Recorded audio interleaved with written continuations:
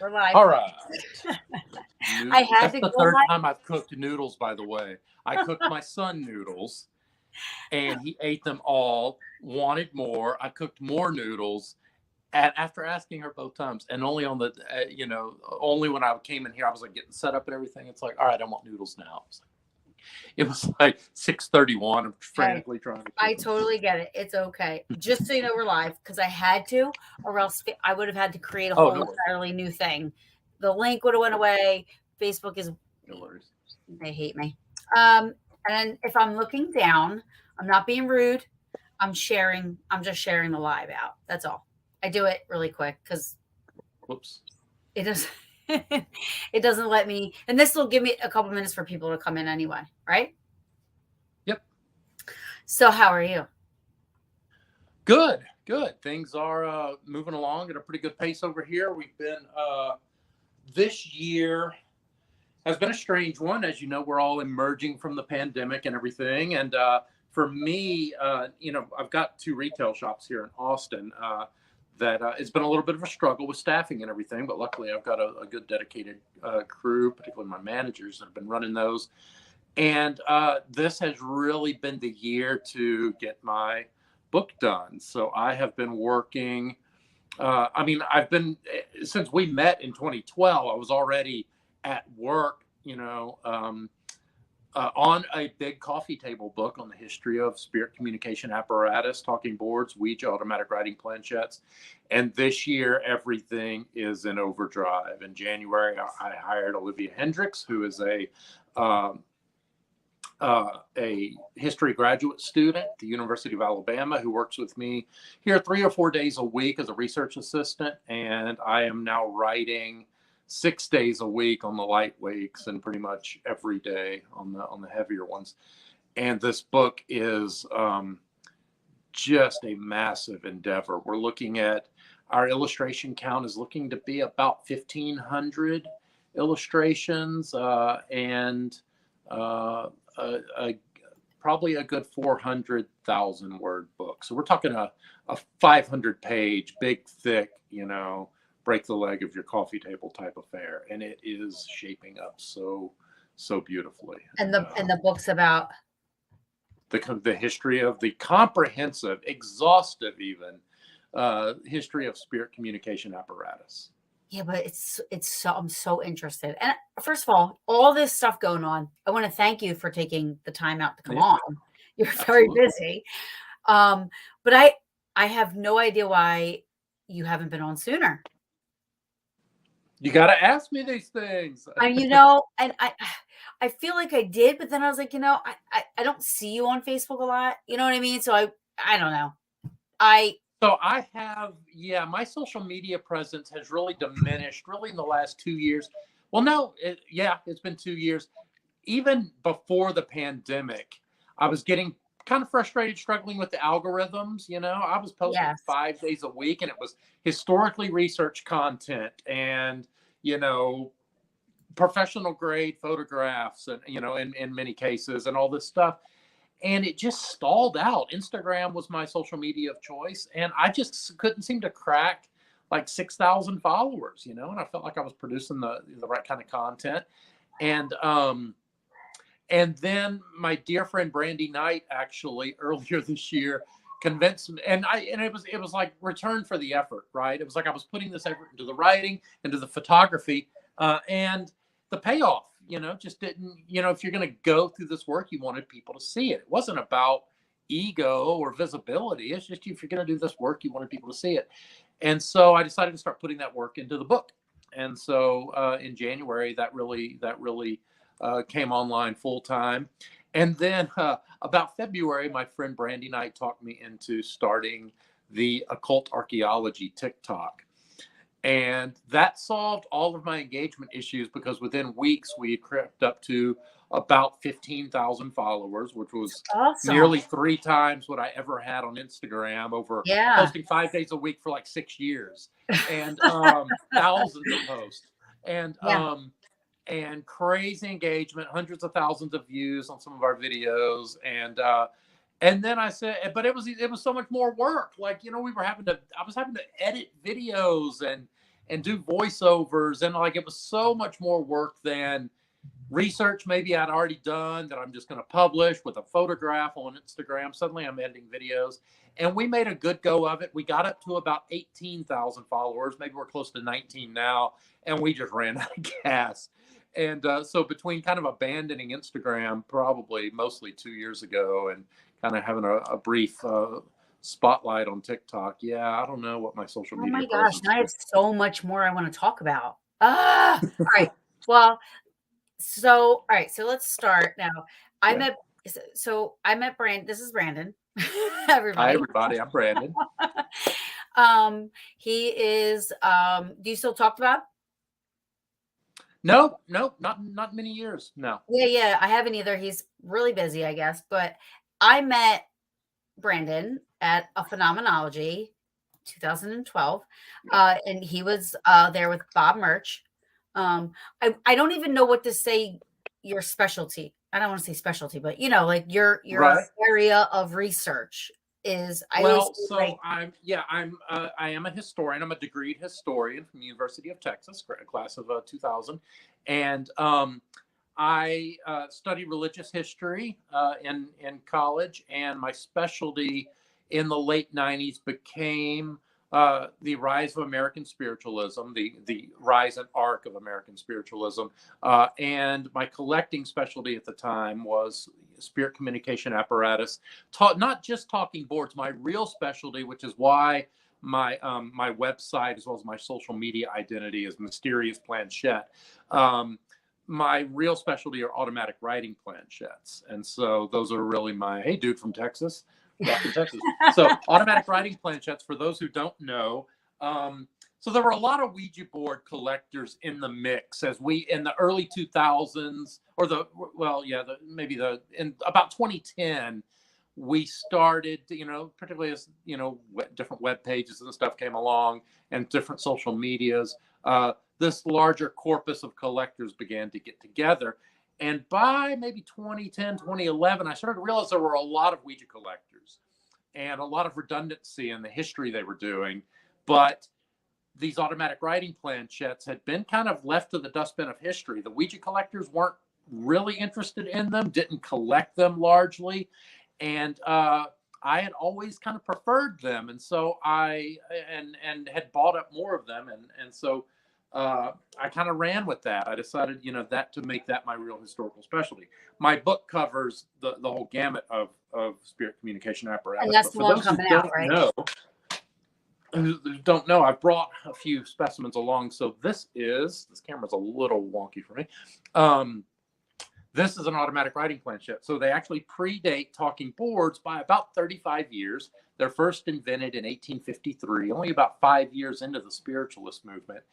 They were invented initially in France. They've got a little heyday in the 1860s. And then in 1868, they have just a massive explosion of popularity here in America. And thankfully, because it gives me something to collect, as booksellers and stationers just went wild trying to create these things. And for those who don't know how they operate, they will eventually evolve into the indicator for a talking board. But before that, you had no alphabet. They have these wheeled casters, and the third wheel is a pencil. And so this would go on top of a piece of butcher's paper, foolscap paper on top of the table. You place it laterally. You can see the pencil here, and you would place your hands upon it, and it would begin to move autonomously and script out messages from the spirits. So wow.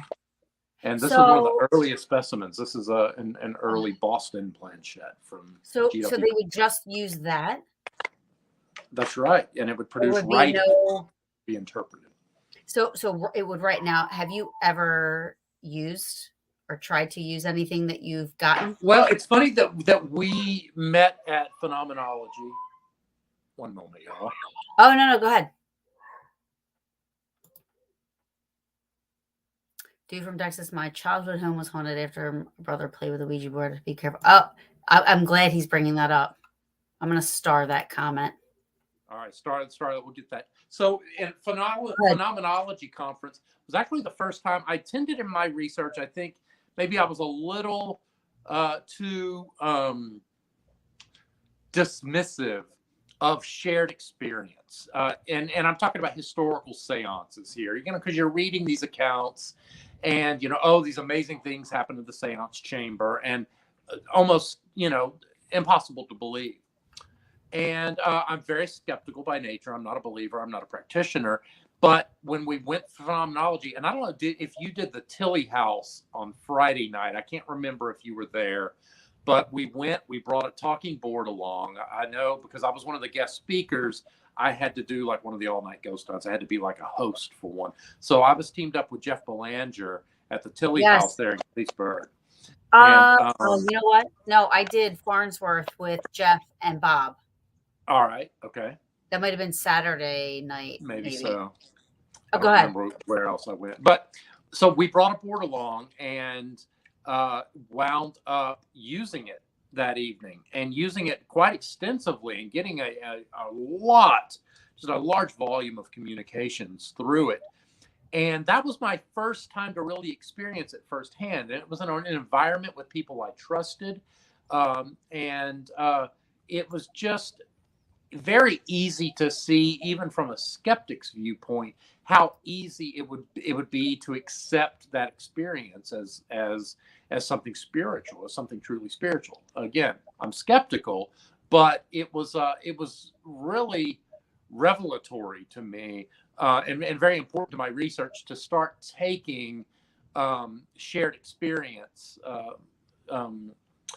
with less of a grain of salt, to start approaching it more academically as a true account, rather than something that you might roll your eyes at or whatever. And I'm sure for many of the audience, many of you I'm sure have had experiences of an unexplained type. And even though I subscribe to the scientific beliefs of how the talking board operates with ideomotor response, it still was very eye-opening. And so I've been much more respectful in my approach to research ever since. So I have to tell you, so I was there, and this is how I know Brandon. Him and Bob have never ever left my thought, because the day I saw the lecture was the day that my mind was totally flipped about the Ouija board. Right. My whole life growing up, I'm thinking it's this horrible thing you shouldn't do. It's going to just automatically produce negative stuff. It's bad. My mom wouldn't let one in the house, because that's what she was, all the stories that she had heard, and everybody has a story about it, And so I remember walking into your guys' lecture, and I was like, wow, I'm like, okay, I'm still not going to use one unless I know how to use one on the paranormal side of things, but it is just another deviation tool. It's like, I remember when I was talking to Bob, he said, a Ouija board is nothing more or less than your digital recorder. You're still using that to communicate with spirits. So like, you can't say that this is bad and that's not. Right. Because you're doing the same thing. So from that moment on, I was like, this is so awesome. And I followed you guys. I friended you guys on Facebook. So I was like, I need to have one of you on, And so I'm happy that I did reach out to you. But that's when I met Brandon. I thought he was awesome. So your story sounds a lot like a lot of the people that I have on that, like Kenny Biddle. He started out as a ghost hunter and then said, I want to do this more scientifically, academically, Right. or, you know what I mean? Like, you started out like with this whole thing, and I think it's awesome what you guys do. Like, I'm not afraid of the Ouija board anymore after your lecture. Right. You know what I mean? It's not a bad thing. Yeah. I give that lecture a lot. I know, and I love it. So that's why I wanted you to. I feel like I've changed a lot of minds over the years, approaching it objectively and historically. I mean, I finally, I was accepted to speak at Lilydale on multiple occasions, That's awesome. So, and to the National Spiritualist Association of Churches, their annual conference with like all the heads of the current spiritualist church. And so I think there's been a lot of acceptance of that over the years. Yeah. I feel I've played no small part. You should. Are you doing paranormal events? Like, are you going to like? No. So I lecture a lot academically, And my most recent lecture was in February in Minneapolis, and yes, it was -3 degrees. This Texas boy was freezing his nubbies off. But I actually loaned quite a few artifacts to the Supernatural America exhibit at the Institute of Art there in Minneapolis, and actually went there and lectured. So I've done things primarily on an academic front, and I just really haven't been on the paranormal circuit in a number of years. I think my last opportunity to even lecture on that circuit was, I don't know, 4 or 5 years ago. And, so maybe that's something I'll get back around to. Oh my God, it'd be so awesome for you to do that. One, because, everything's negative, evil, and demonic nowadays. Yeah, everything. Everything. I remember a day when if you went on eBay and typed in haunted, you'd only get like 16, 17 results, and now it's like haunted doorknobs, it's just haunted everything. Oh my, and even I had somebody approach me and say they wanted to come on the show to promote what they do. And they do, basically, you have to pay them to give them your story if you're a victim of, be a succubus or an incubus. So you give them $10, they'll accept your story. And then, I don't know why that's doing that, but they'll accept your story, and then they recreate it sexually. But and then sexually? Yes, and then you have to pay to see it. Wow. Yes. That's yeah. Yep. That was like, I couldn't believe it. Yeah, I'm in the wrong line of word. So, dude from Texas had an inquiry. Yes. Okay, thank you. All right. So he said,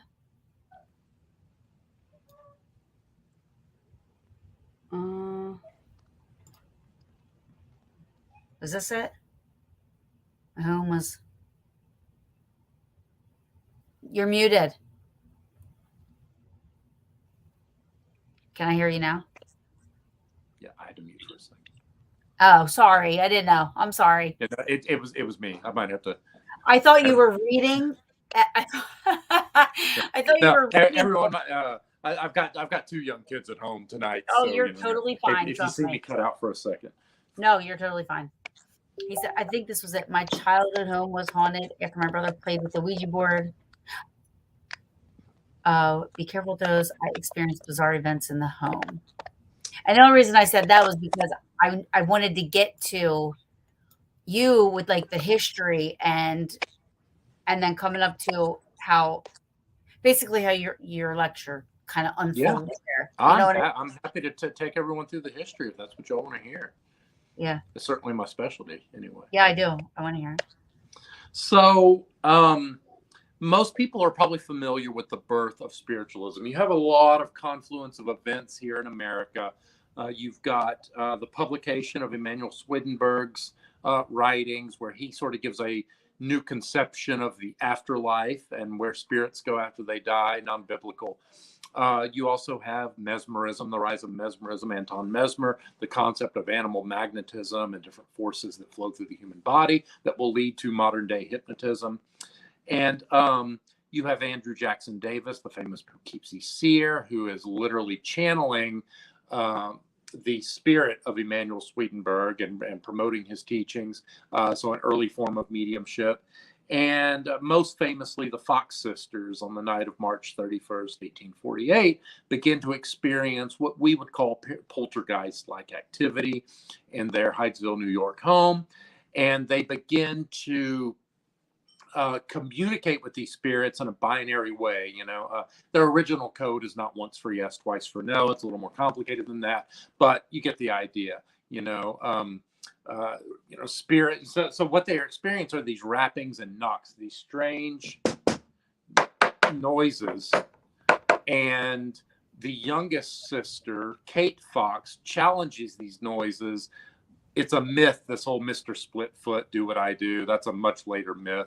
They're hearing these noises. She actually stands on the bed, it said, and snaps her fingers a few times. and the spirits copy her raps, her snaps. And so through that, they begin to establish a means of communication. The locals get involved, and you can do what's called alphabet calling. You can call out the alphabet to the air, A, B, C, D, E, F. Okay, write down F, and in that way you can spell out messages. So that is the most primitive, earliest form of spirit communication, and that's a form of mediumship known as rapping mediumship. You have other forms, direct voice channeling, for instance, which is what Andrew Jackson Davis would do. He would fall into a trance and speak with the voices of the deceased. And also automatic writing is proposed pretty early. You just hold a pencil loosely and you would, fall into a trance again, but rather than speaking, you were writing. But the most prominent form of mediumship in this era, particularly for the first 5 years, are going to be the Fox Sisters style of rapping mediumship. So communicating with the raps and noises that would follow these sensitive individuals around. Now, the Fox Sisters would, in their adult lives, they're teenagers at that time, in their adult lives, even though they make a massive career and spark up really a new religion with this phenomenon that has millions of adherents. It was a major force in American religion during this era. They will later recant and say they were cracking their toe knuckles and knee joints in order to produce these raps. And they must have been quite proficient at it. But they convinced a lot of people in the veracity of spirit communication. And about 5 years in 1853 is really where everything starts to coalesce for me in particular as a collector and historian of physical artifacts. And that way I kind of do a type of archaeology, really, because I'm tracing this history through physical artifacts like the planchette. Here's another one. We'll get back to that in a second. But I've got a lot of show and tell. Yay. And I'm it's convenient. I can just reach, right behind me and grab whatever I need. But so you have the rise of a phenomenon known as table tipping or table turning. I don't know how many in the audience have experienced table tipping, table turning seances, but this phenomenon begins to be discovered in the early 1850s, and by late 1852, the news of it is spreading. And that is, you would sit around your kitchen table, or a bar stool, any chair, even a top hat, place your hands on it, and it would begin to move autonomously in the same way we as modern users would be familiar with the Ouija board. Hi. And I just assumed she was calling me sweetie, but that might have been. Of course she was. I just see hi, sweetie. And I get that all the time. That was awesome. And so, so spiritualists begin to experience this autonomous movement in the same creepy, mysterious way we feel that that the Ouija board planchette moves of its own volition. They begin to experience that with kitchen tables. They begin to use pendulums in the same way that we use pendulums in the modern era. Are you saying you're talking about the Fox Sisters, right? The Fox, no, spiritualist in general. The Fox Sisters engaged almost strictly in rapping style mediumship. And they were teenagers. They were young teenagers when all this started. But by the 1850s, they're getting up in their late teenage, early 20s years. So they're becoming adults at this time. But the news of this table tipping phenomenon begins to spread. And keep in mind, in this era, the Fox Sisters are not the first to experience that sort of phenomenon or even to communicate with rapping spirits. You have the Cock Lane Ghost in 1762, for Christ's sake, nearly 100 years before. But the news of it doesn't stay localized because we have the advent of the telegraph. We have the advent of the Associated Press in 1845. So this local news story spreads nationally. And so you have this rise of believers and spiritualists and mediums who are emulating the Fox Sisters. And very quickly, it's like everyone who hears about it, suddenly there are young women all over the country that are suddenly experiencing this phenomenon. And but unlike a seance, a Fox Sister seance, it typically take place in dim light. We'll get to dark seances here in a moment. A Fox Sister Sounds, you go and you are a passive participant. You are a passive audience member listening to these rapping noises and listening to the medium tell you what they mean. In a table tipping seance, so by 1853, the summer of 1853, table tipping is a worldwide phenomenon. I mean, on the level of like the hula hoop in the 60s, Cabbage Patch Dolls, whatever, planking, where everybody's planking, everybody's doing Everybody's the doing latest TikTok thing, becomes this massive phenomenon. And people all in the Western countries, in Europe and the US, the UK, are experimenting with this table tipping phenomenon. And you can communicate with the table in the same way that a medium communicates with a rapping spirit. And that is, you can ask it to knock once for yes or twice for no. You can call out the alphabet and wait for the table to move and respond. And this sort of do-it-yourself mediumship, this hands-on, intimate form of mediumship where you're actually experiencing this firsthand rather than being a passive participant, sweeps the Western world by storm. It's hard to overstate just how popular of a phenomenon this is. It was something you could just go home and try. You didn't even have to buy anything. And so because of this, the evolution of apparatus for spirit communication begins. And it starts with the tables, and people start to, but it gets boring, right? You're sitting there, your hands are on the table, you're waiting for it to move, you're calling out the alphabet over and over and over, and it's tough. There's one scientist that does some tests, and him and his friends start spelling messages out from one another, and they're aware of what messages they're attempting to spell out, and it takes them, and they get 240 characters an hour. So it takes a long time. I mean, that's like 2 tweets, y'all, So it takes a long time. And so people are trying to expedite this process, and that is where the explosion of devices begins to occur. I'm sorry. No, I'm going to pause there because we might have some questions, and that was cute. I like that. I liked how you are giving the So, okay, question. What's been the werewolf planchette you've come across? I'm gonna guess that's the weirdest planchette. Oh, I thought that said I owe you $6.53. I was like, oh, I owe someone money. Imagine that. I don't.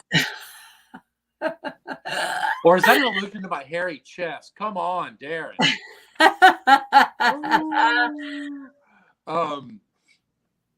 Well, I do own a planchette made from a human skull. A werewolf? And I've got a couple of others that. Oh, maybe you meant the weirdest. Well, yeah, that's what I figured. Yeah, probably the I weirdest. was totally thinking there was like a werewolf planchette. Yeah, I do own a planchette made out of a human skull. Really? Like the front. I can go grab it. Yeah. Y'all want to see it? Of course you want to see it. I know. I actually want to see all of it. I can give y'all a walk around tour. Yeah, that would be awesome. I'll have to turn on a few lights. It's okay, Darren. Brandon knew what you were saying. I'm the one that didn't. I thought there was really a werewolf planchette.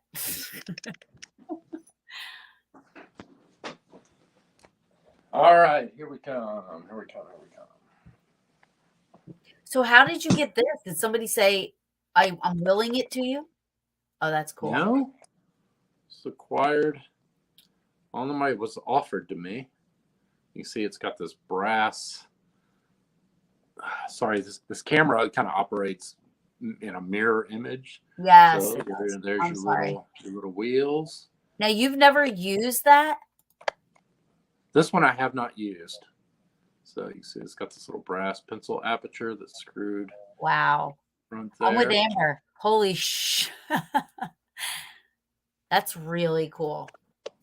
This was featured in Paul Gambino's book Skulls too.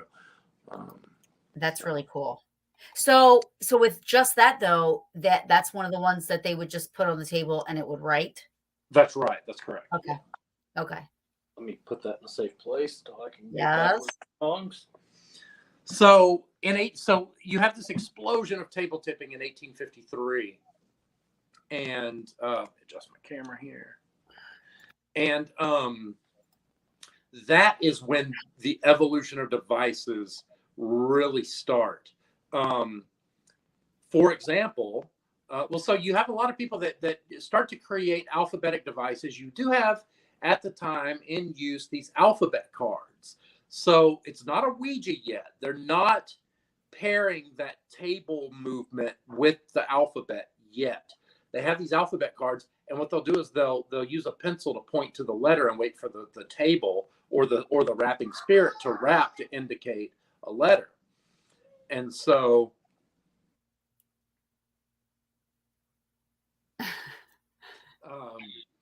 who can read lips?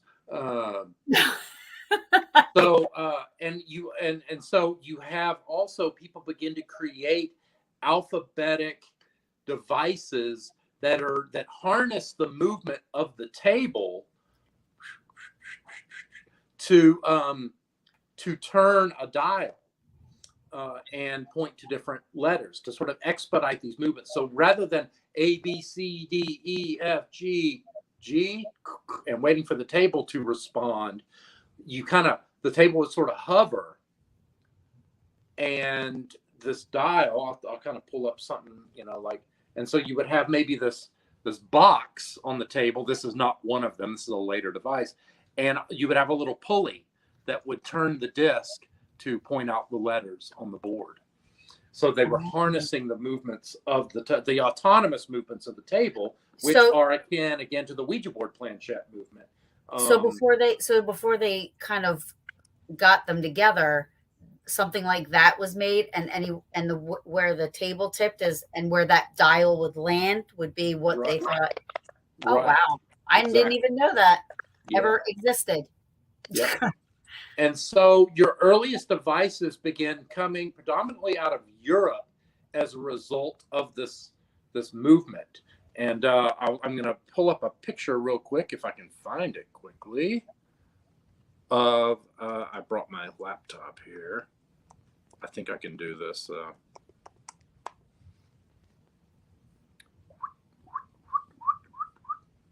A picture of really what we consider, it's often attributed as like, oh, it's the first Ouija board. Not exactly true, but what do you mean? Sorry, first patented Ouija board. It's only kind of that. If I can find the picture real quick expediently. Come on, where are you at? Where's my Wagner psychograph? Here we go. All right. I'm just going to pull this.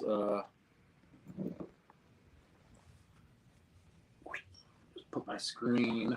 Oh, yeah. Up there. So what you are looking at here, God, this is so hard to work in mirror image. See, so what you were looking at here, you can see the alphabet card on the table. This was an early device created by Adolphus Wagner in Berlin in 1854. And this thing, these little paddles that were based on pantograph writing devices. This would screw on the edge of the table, and users would place their hands on those little paddles, and it would have little wheels and or little stilts, and then would rest on a sheet of pane of glass to sort of expedite their movements. And the indicator on that would point to the letters. Here's a similar device with some hands on it from an illustration from the 1920s. And and so that is largely considered the world's first. So it gets a patent in London in 1854. And so this is very early. So just to put things in context of where we're even going here, the Ouija doesn't come along till 1890, and talking boards really 1886. So we are still decades removed from the Ouija board. So we have Ouija cards. We've got the weird, creepy movement, autonomous movement that we'll experience with the Ouija planchette. And we even have that movement paired with an alphabet device. But another device is going to come along that's going to kind of claim the crown of this for a few decades, and that's going to be the automatic writing planchette. It's invented at the same time as Wagner's psychograph, and it's invented in France at a Parisian seance on June 10th, 1853. And absolutely. And it is initially created when the spirits begin to give directions for communicating more efficiently. They suggest to the seance sitters to tie a pencil to a table leg so that they can write. And so they do this with like a dining room table, like a big, bulky French, thing. And it doesn't go so well. Of course, the pencil breaks. And then the spirits begin to get frustrated. They tell them to try something smaller. They try a smaller table, try something smaller. They find, I think, a chair. And then finally, the spirits get very frustrated and say, kind of, hey, idiots, go to the next room, fetch that basket from the mantle, attach a pencil to it, and next time I'll write for you. So they do that. They take a basket, they put a pencil through the straw weave of it, and they place their hands upon it, and it begins to write autonomously. So we finally have the sort of creepy movement of the tables more directly focused on the communication through the pencil. So it begins to write out messages. And that's the invention of the planchette, which gets its name not from the basket, but from the Parisian cabinet makers who begin to create these little boards or little planks in order to sell to the spiritualists there. And that's where we get that. For anybody who came on a little later, here's the example we showed earlier of an automatic writing planchette. This is an American example out of Boston in the 1860s, when America will experience a big craze of these. We'll get to that in a second. And for anyone who didn't catch it earlier, it's got two wheels. So it's like a Ouija board planchette, but it has a pencil in place of an indicator or a window. And instead of pairing it with an alphabet card, it writes. So do you believe that that really happened? I do. So we have that account that it's pretty well documented, the creation of planchettes. No. I mean, when people used it and claimed that it was working. Oh, yes. We have lots of documented planchette writings on the record that were reproduced over the years, and many, many, many accounts throughout the years. It was a massive cultural sensation. Not immediately. It was big in France for a while, the summer of 1853. By 1860, 1861, spiritualists in Great Britain are using them. And then in 1868, we're talking after the American Civil War, you faced a 750,000 lives lost here in this country. And you have a massive cultural explosion. They literally go viral because of a British article called Planchette that kind of goes viral. It gets reprinted in all the newspapers of the day, talking about the wonderful and sensational messages being received through these devices. So suddenly everyone has to have one. It becomes the yo-yo.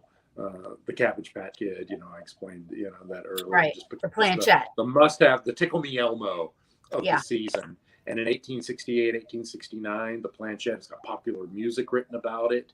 It has, it's appearing in cartoons and comics, and it's all in the newspapers. And you've got a lot of, developments in that. You've got all these companies scrambling to kind of come up with the latest and greatest design. Wow. Like the company and Pitcher would make these little distinctive scoops, trying to create a design unique enough to patent so they could protect, so they could shut down sales for other companies. None of them were successful. And particularly my favorite company, and this may fall into the weirdest category, was a company called Kirby and Company. So, and actually, before I get to Kirby and Company, I'll talk a little bit more about this board, because this one's pretty special.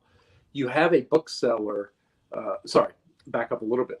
In 1858-59, these two prominent Americans. One is a doctor, Dr. H.F. Gardner out of Boston, and another is a social reformer called Robert Dale Owen.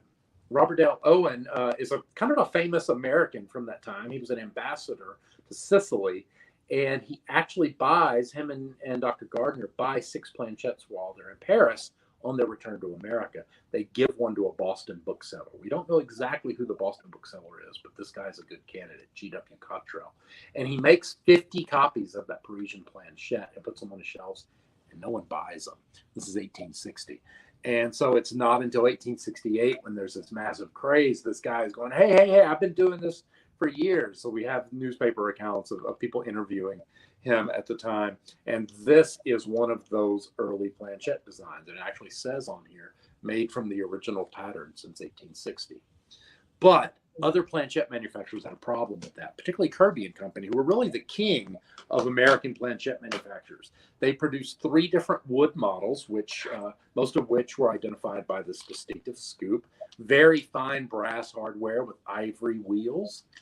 And they also produced one of America's earliest plastic products in their, what they called their India rubber number 3 planchette, which was actually an early form of ebonite. Or was ebonite, an early form of plastic, but their pinnacle planchette was the number 4. And the number 4 was their plate glass planchette. Oh, that's pretty. I like that. Isn't that nice? I like that one. So I would walk in and I would just like, ding. That's pretty cool. I love that. And so one. you can actually see, this is really the pinnacle of automatic writing technology, because you can actually see your writing as it's being produced. Yeah, that's really cool. That's beautiful. Whew, woman boner. Oh, I have to be so careful with that one. Yes. The fact that it survived to the modern day is wow, that's really cool. Now, how old is that? That dates from 1868. The Great Craze. That's so cool. That's so cool. So, any questions? That's good. That kind of covers, the planchette craze up to about 1868. Yeah. Well, so do you? I do have a question because I was thinking this. That's why I was writing down so I don't forget, because I have ADD really bad, and I'm like, I'll forget. With hieroglyphics and stuff like that, you haven't been able to trace back, like, if the Egyptians and people of that nature were trying to communicate with spirit. Okay, so one kind of common, it's not a myth. It's kind of it's improper to call it a myth because it's historical fact, but it's what I would call an improper association. Okay. Is, you'll often see in a lot of Ouija blogs that haven't done their research, the Ouija board dates to 500 BC, to the age of Pythagoras, when, they were used in these alphabet. And yes, that there are some early accounts of essentially what describes a pendulum being used over a silver bowl that had the Greek alphabet around its perimeter, and that it would, you would dangle the ring from the string, and it would indicate messages. The reason, so that is a historical fact. We do have documented evidence of that. But to draw the conclusion that ancient history in any way influenced the creation of these devices is just kind of a false conclusion. It's a false equivalency. And another thing that we see predominantly in the world of planchettes with automatic writing apparatus is Fuji writing in China. And so it was a very common Victorian thing. Victorian writers in Western cultures didn't want to give credit to anyone for much of anything.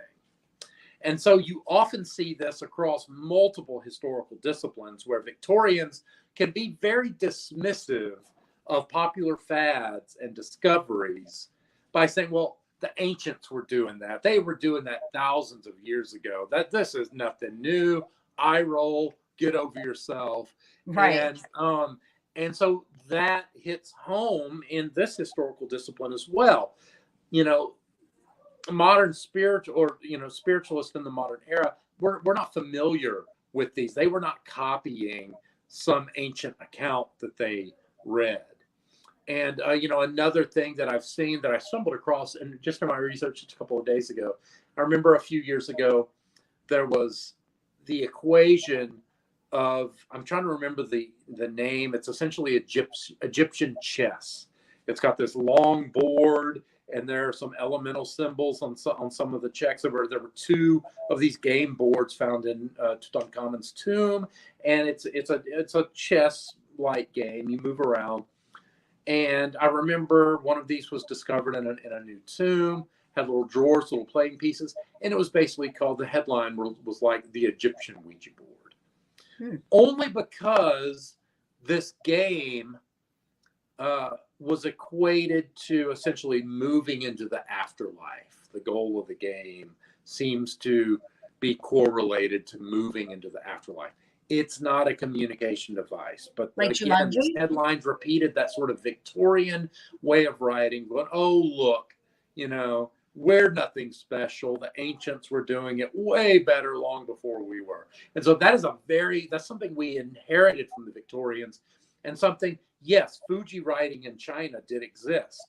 No one who invented the planchette was aware of or emulating or copying this phenomenon. But yes, Fuji writing in China deals with you have a sand tray and this forked twig with a little indicator at the end, and you would drag this forked twig through the sand to draw symbols, which is a little bit easier in Chinese script, and rather than individual letters. And then those would be deemed messages from the spirits. And that's been going on since at least the 12th century.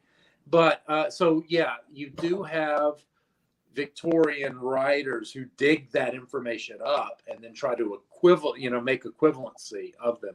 And I think that disregards and dismisses modern innovation.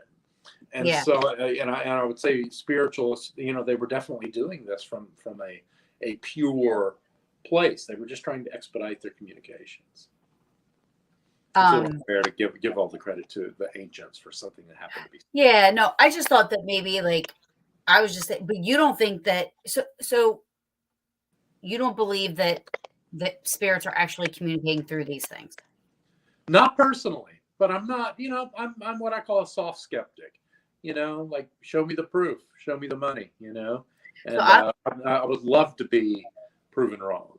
I spend so much of my time with these artifacts that, that would certainly be amazing. And certainly spirit communication in general, ghostly encounters, hauntings, is certainly nothing new in American or in world history, for that matter. Belief in spirit. So, yeah. So you've got John Dee summoning, you have what? You have John Dee, for instance, and Edward Kelly, summoning a spirit, through occult means. So certainly nothing new, but modern American spiritualism, I'm going to say modern, that the term for American spiritualism, starting with those Fox sisters, is right. Is fairly unique in its approach and its its operations. So before you show us around, because I do want to see all your stuff. Well, your Ouija stuff, yeah. But I remember one time I tested this, right? So we got a Ouija board, and I'm just going to show some stuff off, by the way. Oh yeah, no, go ahead. Nobody's going to pay attention to me. They're going to want to know what you have. Well, then you got. No. I like before I. Because I'm going to want to know. I'm not going to want to tell my story. I don't want to interrupt. You know what I'll do? It'll be a short version. So we were doing the Ouija board, and I said, in my head, I said this all to myself, like I wasn't saying it out loud. I said, I'm going to think of an answer, and I'm going to say it over and over and over and over and over and over again, and I'm going to see what it does. So the girl asked the question, like, oh, what's your name? And in my head, I was saying Bob. Over and I was barely touching it. I was barely touching it. So all I was doing was thinking of that name, and it did Bob. So ever since, I've wondered, is it more,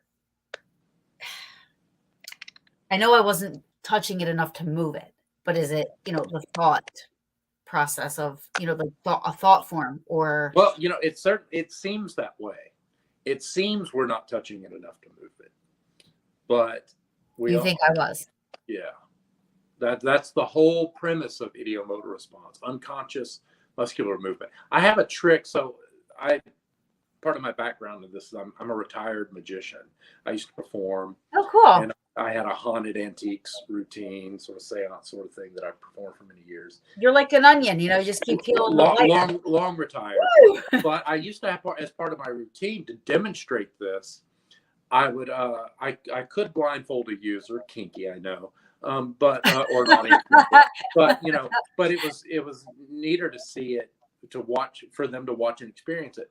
I can have you hold a pendulum, and I can coach you in a way to make the pendulum move however I want, just by my language, and not by telling you move it this way, but by describing things and scenes that either create linear imagery to make it move back and forth, or circular imagery to make it move circularly. And just in the language I use, for example, if I describe a whirlpool, and it will begin to move. I can start to begin driving down long straight roads headed for El Paso, and you get linear movement, and you're unaware of that. I could totally blindfold you, handcuff you if you're really into it, and it would still and it would still move in the way that I can coach. That's interesting. Because since I've done that, I'm like, I was like, see, it's just a game. I was like, I was making it like just, that wasn't a spirit. That was me. Just some show and tell before we. Yeah. We are at a weird time of day in my home for lighting, because I can see it good. No. Back here is fine. So this is my well-lit room. My front rooms aren't so well lit. And, we're in that weird part of the day where it's not dark enough outside for my lamps to properly illuminate the room, and it's not, and it's too bright outside. It washes out my lamps, but it's not bright enough outside to really illuminate my home. It's fine back here. So I'll show you some of the collection back here, and we'll go up front here in a minute. This is a recent pickup. This is an Australian psychograph. So where do you acquire these? Do you find them? I have literally a worldwide network of dealers and pickers that I coach and train to keep an eye out on things for me. That's amazing. Lots of online auctions and searching. That's so cool. Psychograph, or dial planchette, that's called. And then we've got some fun goodies. So basically, we had the Ouija board. I mean, the planchette craze in 1868. You have a lot of devices like these two that come along in the 1880s. So the Ouija board's not the first spiritual alphabetic spelling device. This is from the 1880s here. This is a total psychograph, so this predates the Ouija board by several years. But in 1890 is when the Ouija comes along. You have a couple of men that are playing around with talking boards. Well, in 1886, you have sort of a newspaper viral phenomenon of this news of the new planchette. A talking board that's in use among Ohio spiritualists, and illustrated articles that essentially illustrate a talking board with the double arc of letters and numbers below make the rounds in the newspapers. It's a very popular article. The new plan, it's got a lot of names, but the new planchette is one of them. This article is seen in Chestertown, Maryland, by a couple of men, Charles Kennard and E.C. Reich. They'll both claim that they are the inventors of the Ouija. And Charles Kennard, though, takes the idea to Baltimore with the idea of manufacturing it. And he partners up with a guy named Elijah Bond, who's kind of the famous patentee. So for those of you who have seen the Ouija board gravestone in Baltimore, that's on the grave of Elijah Bond, who he's not the inventor, because none of them invented the Ouija. It was invented technically by Ohio spiritualists, but even then, you have lots of newspaper accounts, even in the 1870s, about putting your planchette on an alphabet board. And so it's not really a new concept, but it's the first time it's marketed commercially. And so, Elijah are you saying like there isn't really an inventor of like the planchette and like it just kind of The evolved. planchette, we know there's a seance group The that Ouija did board. invent the basket. Talking boards, yeah, there's not a solid, the idea of pairing the planchette with an alphabet board, essentially. And that's what Charles Skinner did and what he claimed to do.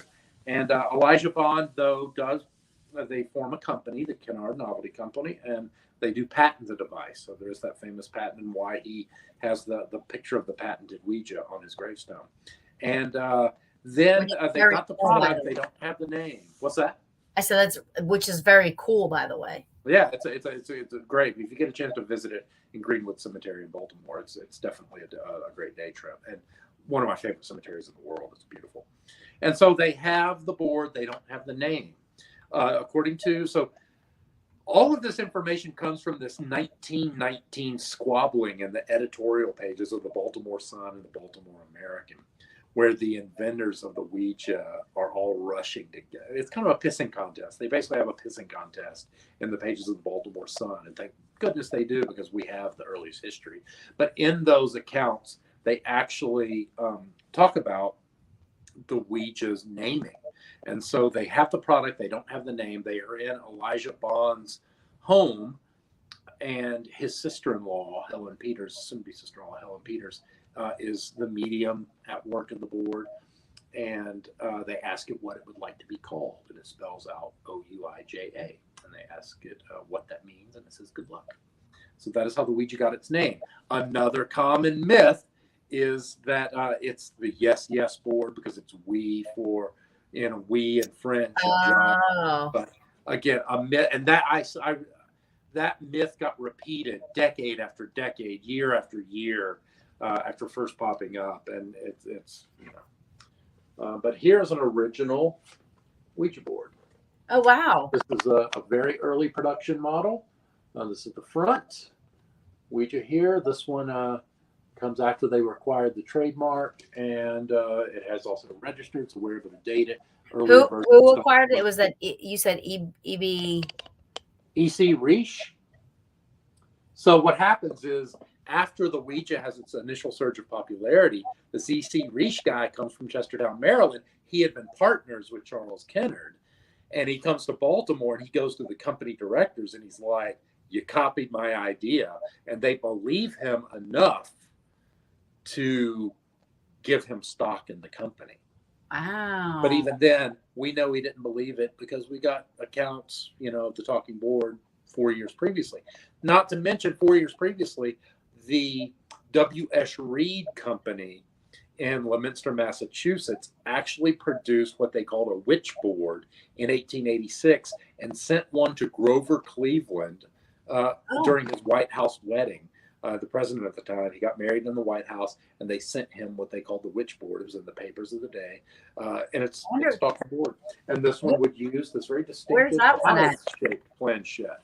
Likely, it carries the shape to distinguish it from writing planchettes, which typically had a heart shape. They will eventually go back around to more of a heart or shield shape. Oh, wait, where's the one that was given to the president? We've never. Unfortunately, presidential archives weren't a thing at that time. Oh, wow. It's lost to history. Somebody probably has that and has no idea. I know. Fact. There's a letter. Wow. Grover Cleveland did write a letter thanking them for it and letting the American public know that he wouldn't be using it to consult on any policy matters. What, could you imagine, because at some point the Ouija board got this bad juju about it, You imagine somebody having that and the mom going upstairs like, throw that thing out, I'm burning it. Yeah. No. Let's just pray it exists somewhere and eventually gets that evil legacy is something, that gets inherited from spiritualism. It gets inherited from table tipping. It gets inherited from automatic writing planchettes. I have accounts as far back as 1853 that talk with French writer Cahanet, who is a prolific planchette user, or maybe it's Louis Figuier, prolific planchette user, whose planchette goes all Tourette's on him, starts cursing at him and using foul language. And some messages finally break through from his usual spirit guide who tells him that the varnish of the planchette has become possessed by the devil. Mm. And they So have to that was before yeah, that's 35 years before the yeah. Ouija even gets around. And so it's nothing new. You'll hear a lot of stuff about that really want to attribute The Exorcist to sort of the modern conception of the demonically possessed Ouija board. Yeah. It's just the historical evidence contradicts. Right. Wow. Who wants a tour? Let me see if I can turn my camera around here. Yeah. Let's do it. Let's see. I'm not sure that it gives me are you on your phone? I am. All right, so if you're on your phone on StreamYard, you have to like go down. You might have to scroll, and then you'll see like I think it says settings. Yep. And then you would select camera, and then you scroll, and it'll say back or front. I see. All right. Here we go. Good thing I know how to use StreamYard. All right.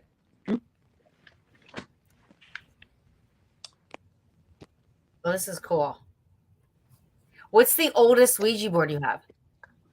That would be the one I just showed y'all. Is one of the oldest in my collection. I do have one that doesn't have the registered trademark on it, which means it came before that period. So this is my back room. This is not my main room yet. This is but one of my. This is I kind of I guess I'm starting from the back here, and I'll work my way back to the front. Give me 1 second to turn on some cabinet lights here. So this is my back room where I largely keep my talking boards. Here's one of my display cases. That's a talking skull, which is a magic prop that raps out messages from the spirits. These are some occult artifacts. I also collect lots of occult stuff.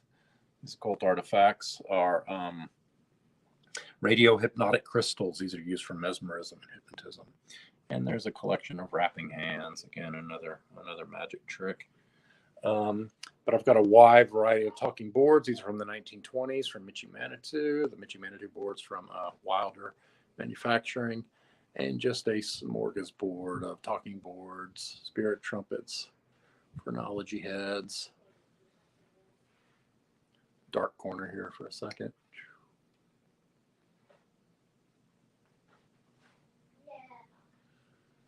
And then we'll come back around here. There's my kids letting y'all know. My kids talking about technology. They're better at this than we are, y'all.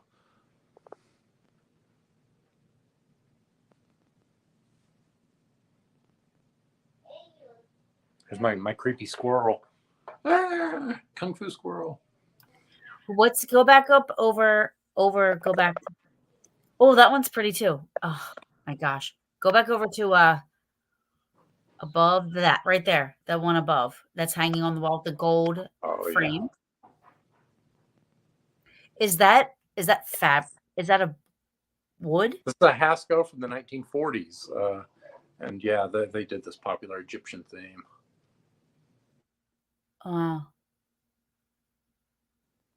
That's pretty. Oh, that one's cool too.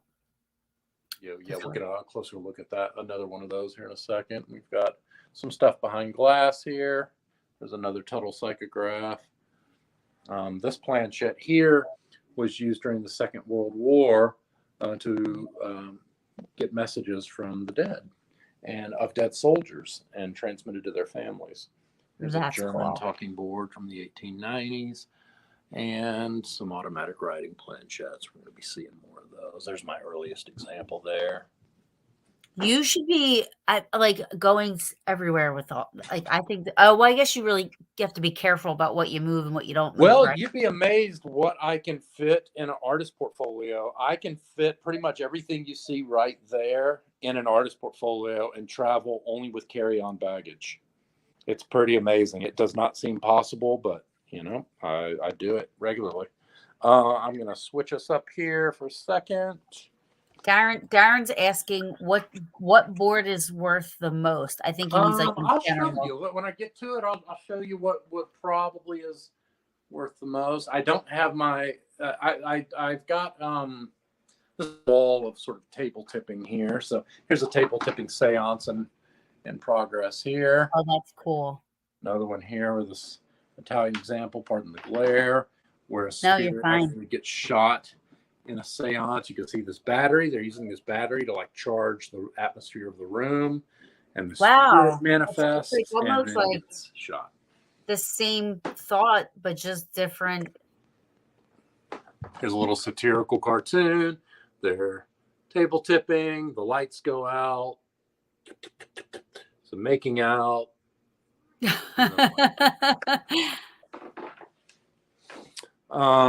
Here's kind of my wall of palmistry, including some palmistry themed boards and a little palmistry themed automatic writing planchette.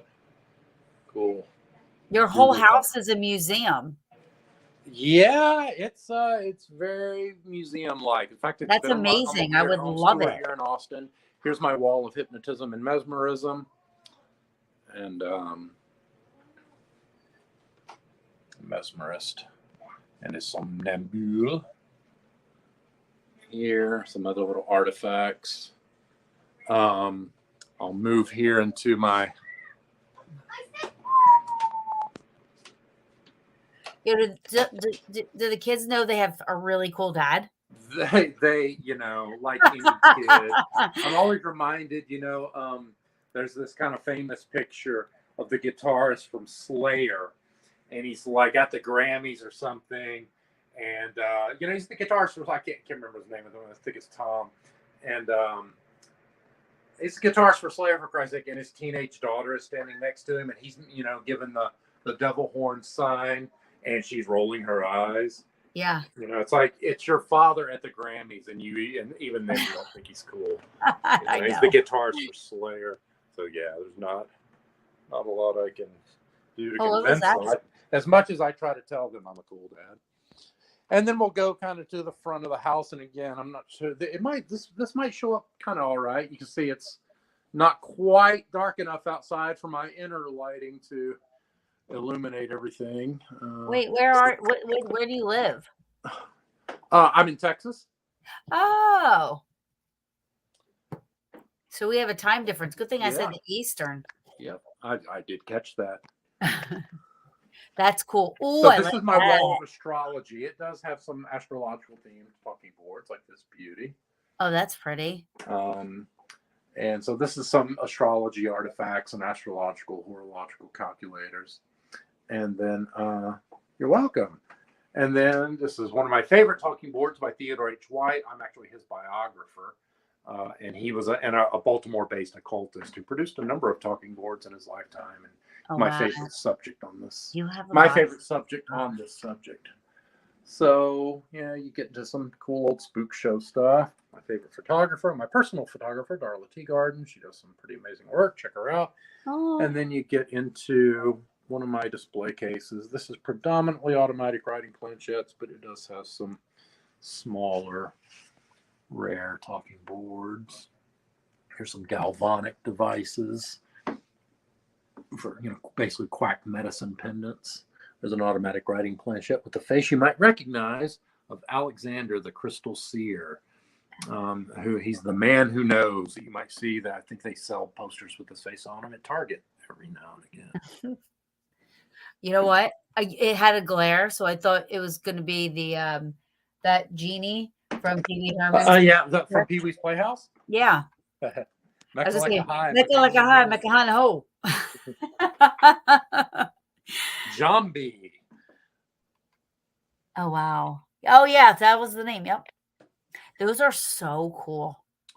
And then here's my workspace.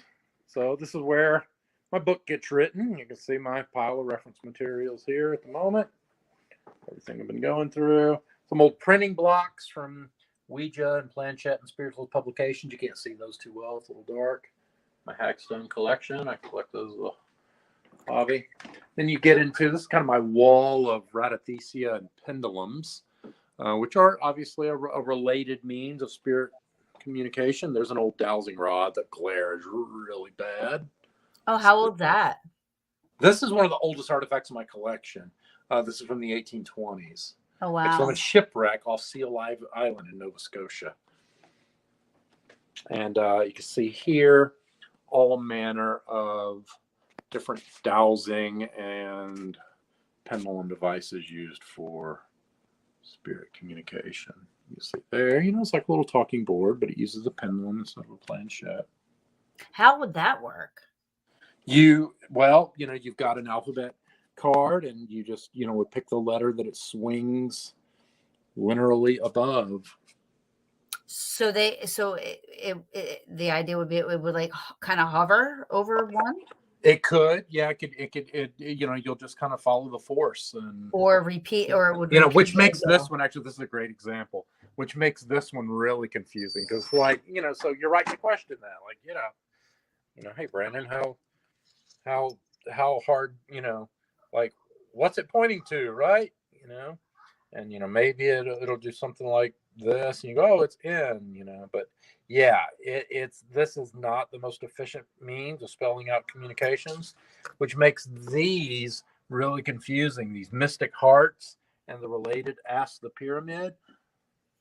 The pendulum's a magnet, and they've got a counteracting magnet in the middle, so it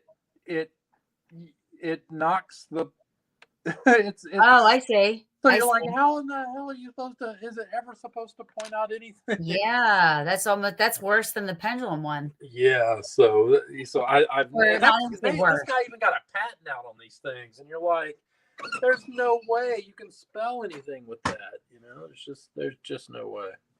Yeah. What? I just saw someone say, "What's up, my love?" I hope they're talking to you, because if I've got an ex-girlfriend on here, I've got. That is so cool. There's a psychograph in use there.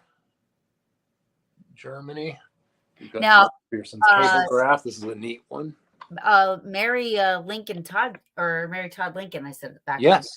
She used to do. Would she use these, or was it just strictly No, she seances? did. Yeah, she. There's no, and I actually know the primary historian who's authored those accounts, and no, there's no evidence that she used any sort of apparatus. Just good old fashioned. Oh, I like that black one.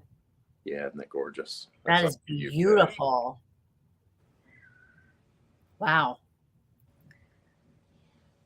Here's the first planchette I ever acquired in the 90s.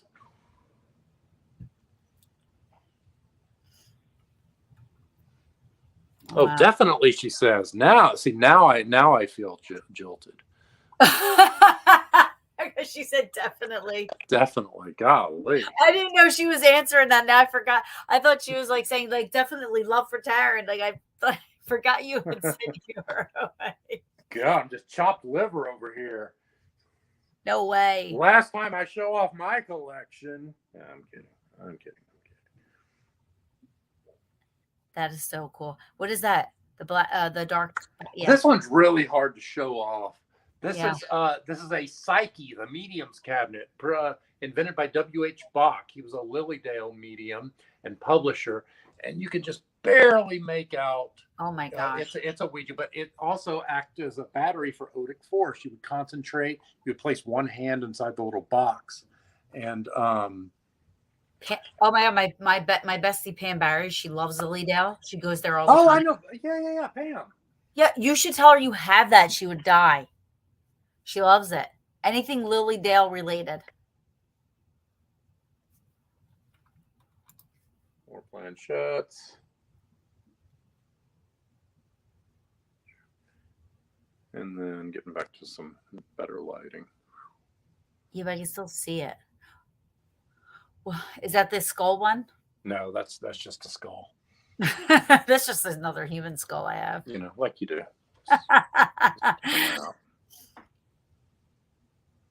Show that without a glare. So, but you're a skeptic. I am. Yeah. So I took a few things out. There are a few holes in here because I brought them out for show and tell. This is a neat one. This is the Vishnu. So it comes with this little alchemically etched glass. Oh yeah. To capture the spirits, and then you would use that as your planchette. You would spread out these alphabet letters. Gina loves your collection, but she's asking how many years have you been collecting? Since the late '90s, mid to late '90s. I moved to Austin in '96. I got into magic performance, uh, and I don't know. It's probably about '97 or so. I started to It's kind of like Houdini, you know, the magic, and then him interested in right in what. spiritualism. Yeah.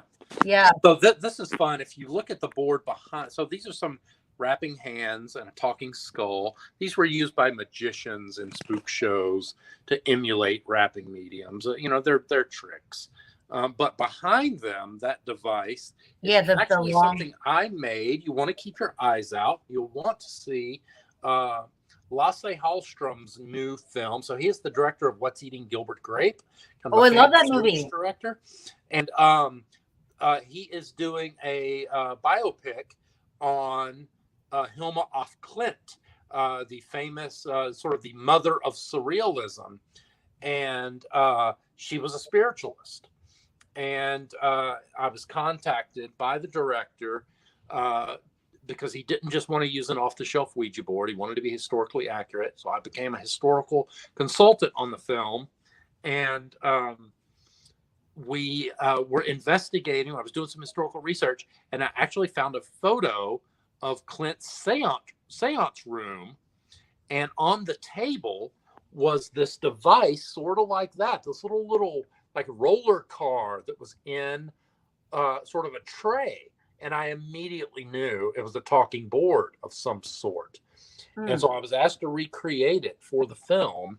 So I actually made this device, shipped it to Bulgaria where they were filming, and finally got it back a couple of months ago. So that will be in the film. So that's a lot of fun.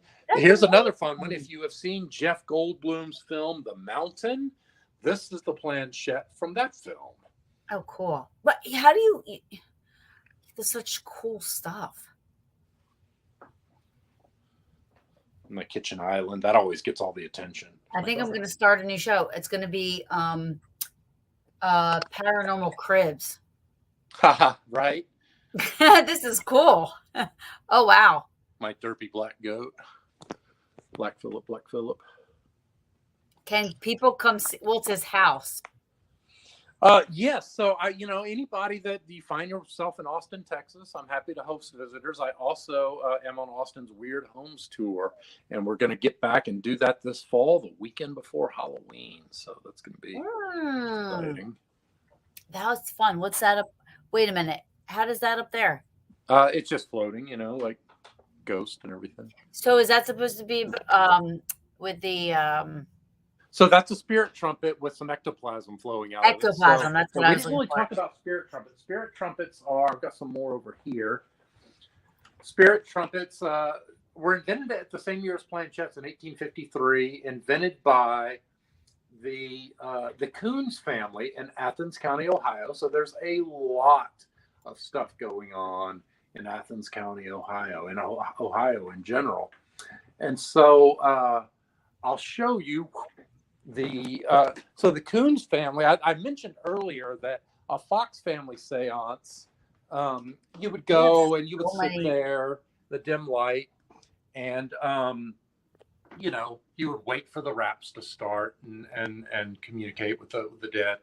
The Coons family were dictated by the spirits through automatic writing to build something they called their spiritual machine. And what you're looking at is a cross-section of a 6-foot long mahogany table that has all these contraptions. Like what you're looking at here is essentially a bank of nickel and copper plates that were arranged in a sphere, and that was considered to be a bank of batteries. Same with this, and all these wires and insulators and drums and glass knobs and conductors. And this was to charge the atmosphere of a room so that the spirits could manifest within the chamber. And they built a log cabin out in the wilds of Athens County to house this machine. You would turn off all the lights, and glowing hands and spirit forms would begin to manifest. And to communicate with these forms, the main medium of the family, Nim Coons, who was their teenage son, invented the spirit trumpet. And so Wait a minute, the I feel lights like would be I saw out, one of and these. this tin horn would float around the room. You can see these have rings on the end of them for luminous paint. And you could see them float around the room, even though no human was supposed to be touching them. And they would whisper messages from the dead directly into your ear. Now, if you are not a believer in such things, then the medium was finding a way to fraudulently hold one of these and whisper into your ear and pretend he's actually the voice of your dead aunt. That's the spirit trumpet. So those are invented in 1853 and are popular really until Houdini puts a big kibosh on the spirit trumpet with a series of exposés. And fun fact, the top spirit trumpet there is one that Houdini used in a series of photo shoots for his expose articles and was given to Joseph Dunninger, from whose estate I acquired. Wow. So that one has actually been handled by Houdini. So that's fun. Wow. I feel like somebody used this to do a seance. I was at Wildwood Sanitarium. I don't know anything about seances and stuff like that, but they had this something that looked like that in the center of the table. Yep. Okay. I was. Yeah, they I don't, they are occasionally used in the modern era, but Wow. Houdini did such a great job exposing them that they don't show up as much as they used to. Wow, that's so cool. Oh, and this is fun. What's that thing? The white, you have it's white behind it. What is that? This is a piece of this is the original Fox Cottage, where they experienced the poltergeist activity that led to the birth of modern spiritualism. It was actually moved to Lilydale, but it burned down in, I think, 1953. But this is actually a piece of it that I recovered from its original foundations. Oh, wow. And that represents ectoplasm. So this is actually some glow-in-the-dark luminous cloth from a 1940s era spook show that was given to me by Calvin Von Crush.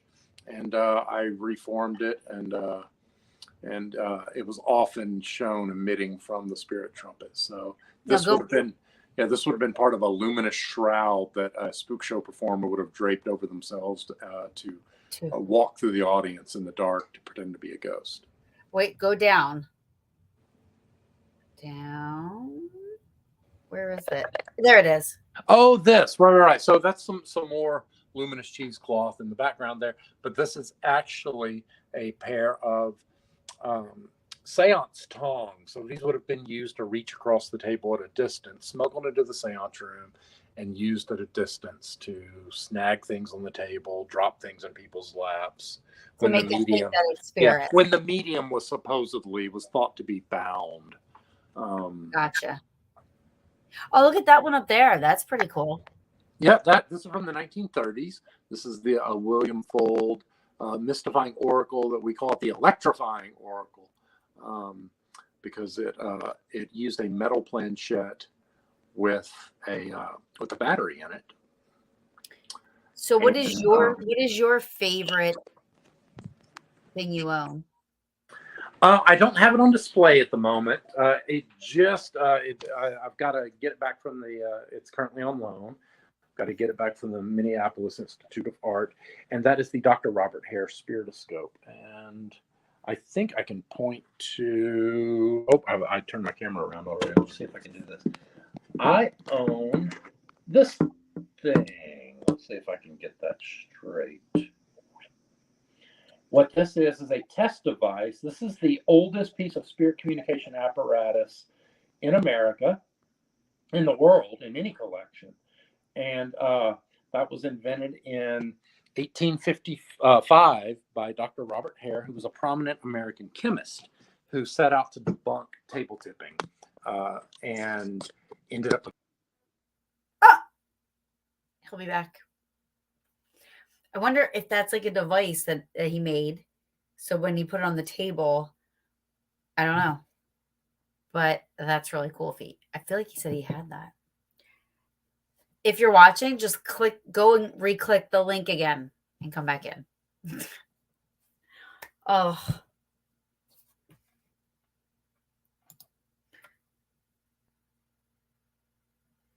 Yeah, he'll come back in. All right. So if anybody knows, can I disconnect from Facebook, maybe just from one thing? Or will it? Oh, yeah, Gina, it's so good. You would love it. Brandon, if you're watching, it won't delete it from the recording if I just leave it. There he is. Where did I go? Where did you go? It just kicked me. It was like, you're out of here, bud. Bounce me out. I'm glad I got back as quick as I did. I still had the link copy pasted. Awesome. Sorry about that, No. y'all. What did y'all say about me while I was gone? Well, so that device was invented as a piece of scientific test apparatus. Tina said you're haunted. Roll back and forth. What's that? She said you're haunted. I am. Yeah. So what? It would sit, so it would sit on the table, and then it would just move. And it would roll. A medium would roll it back and forth. They would face it toward you, the audience, because it's a test device. They can't see it because the plate is facing you. They place their hands from behind it on either side, and it would roll back and forth. Oh. So you have that? I do. It's currently in Minneapolis, but I do. But that's so cool. So that you would say that's your most favorite? I think that object. So something, listen, I mean, don't get me wrong. I love a good classic Ouija board, right? But these were mass produced, Right. And, I can have one. You can have one. Anybody that's got a few $100 can go grab an original Kennard Ouija board.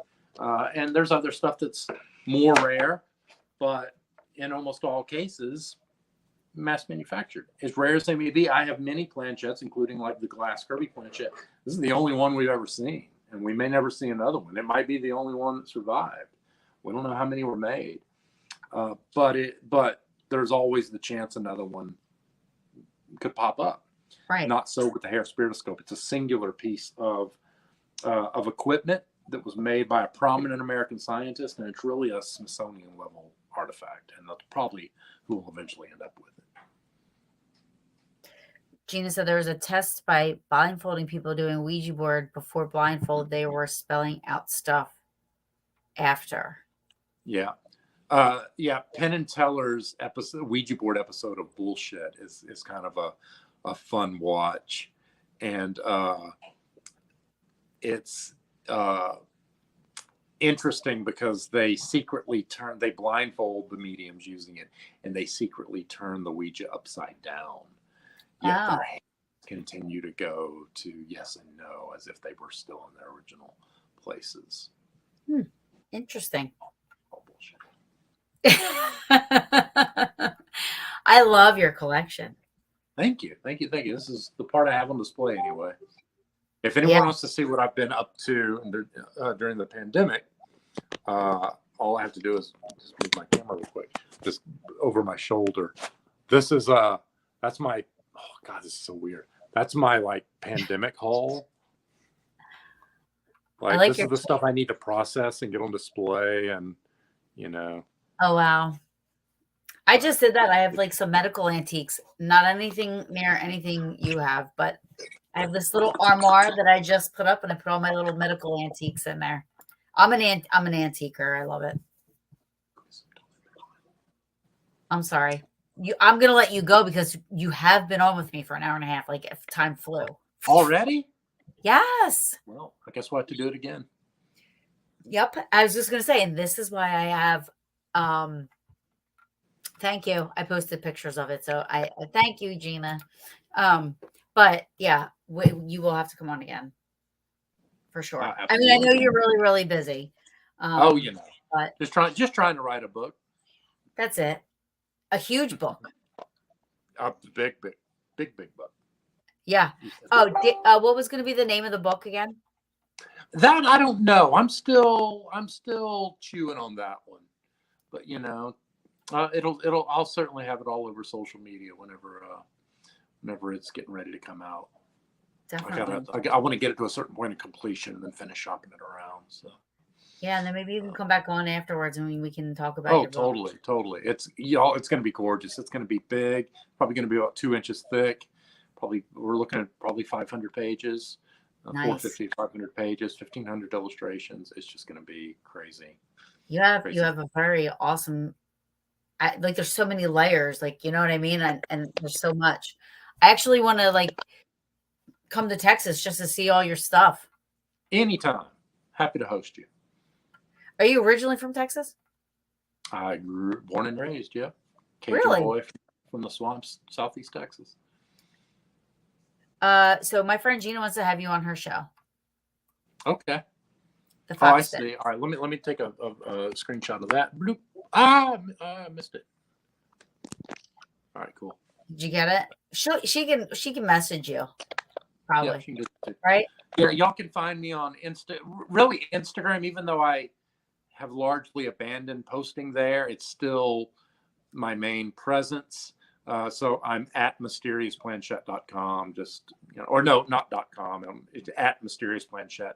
And there's a lot of fun stuff on TikTok for those of you who have switched over to TikTok. I just got 1,000. I'll probably get back around to it. At Occult Archaeology is my friend Brandy and I, as well as my research assistant Olivia, did a lot of really cool videos. We were taking a break from it. Put it on the back burner while we try to get this book written, but it's a lot of fun. A lot of cool videos, awesome. A lot of cool Ouija and spiritualism history there too. That's and awesome. Nice little bite-sized segments, Yeah, but a lot. Yeah. So that's awesome. Thank you so much for my pleasure. Always a pleasure. Can't believe it took us this. I know, and I remember, like I said, your lecture was at Phenomenology was totally like it sat with me forever. You know what I mean? So yeah. It's an honor to have you on, actually, because it was awesome to see you and see you again. And Gina said, when do you think the book will be out? We are on track to have it written and the photo and the illustration files finished probably by the end of the year. Once I can get my kids back in school and I can really get back to work on it, and because they've been home all summer, I'll really be clear of that. But I've got it's a decade by decade breakdown of this history. And I think by the end of the year, it'll be done, and we'll probably be shopping it around early next year. And it should go pretty quick after that. So good. See, she's booking next year, April. So all right, awesome. That'll be good. Then you can go on there. I'm not booking that so far, man. So I'm gonna have you first. Fair enough. And then she can have you. Make sure I see the message. I saw the tag and I was like, oh, Taryn tagged me in something. Let me see what that is. It was like tonight. And I was like, oh, I'm sorry. I'm sorry. Next time I will definitely message you like the week before just to say, hey. No. Don't forget about me. Yeah, I obviously I can just jump on anytime and get it done. I eat this stuff up. I love to talk about it. So. I love that you love to talk about it, because definitely you're gonna be a return guest for me for sure. I have some of those, and it's just because there's so much to talk about, and I just need to just keep on having you on. So awesome. Yeah. Thank you so much for coming on. Absolutely. Thank your babies for allowing you to sit and have some time with me. And definitely look forward to the next time. And thank you so much. And please keep in touch. Absolutely. Maybe one of these days you'll make it out to one of the paranormal things I'm at, and you'll be doing a lecture. And yep, let me know where you're heading. It's easy for me to do. I could throw my laptop in a bag and fill an artist portfolio full of boards, and I'm there. It's easy. That's so amazing. Pay for travel in a hotel room. I'm a cheap date. That's awesome. I'll have to tell Pam. Pam should have you at the Gettysburg Battlefield Bash. Yeah. Awesome. Well, thank you so much. Absolutely. Again, my pleasure. Good night, everyone. Thanks for showing up. Much love, Brandon. Thank you. Bye, y'all. Good night. All right, guys. And I am going to be out, and I will see you guys next week. I have JD Swords coming on. He's a satanic skeptic. So that will be up to you guys to watch if you don't want to, but I guarantee you it'll be amazing. Referred by Kenny Biddle. So I'm looking forward to that one. And love you guys. Good night.